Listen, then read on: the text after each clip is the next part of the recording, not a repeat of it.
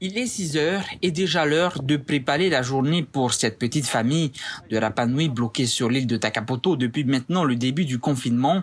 La famille Pong était arrivée la première fois dans les années 90. Elle a ici construit sa propre maison, un lieu paradisiaque où elle a l'habitude de passer ses vacances. Quand j'étais jeune, je connais Takapoto et j'ai toujours aimé Takapoto. C'est une île qui m'a jamais l'attention et j'aime beaucoup.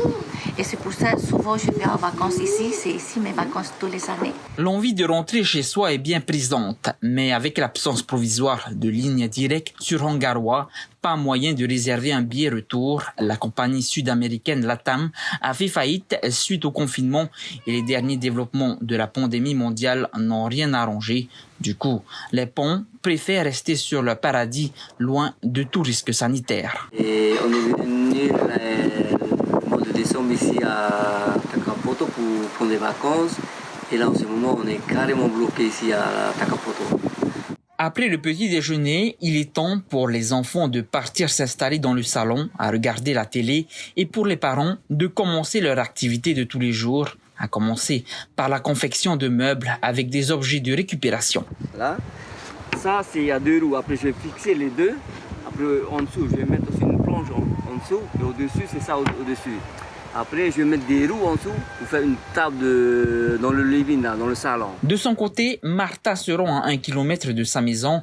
Elle part donner des cours d'espagnol pour la population à titre bénévole en collaboration avec la mairie de Takapoto.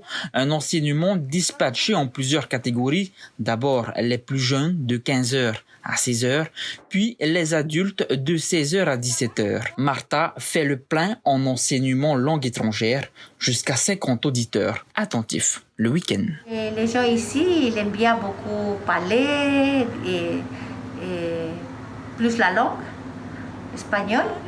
Et avec le maire, on a pensé faire cette cours gratuit pour eux dans cette salle-là.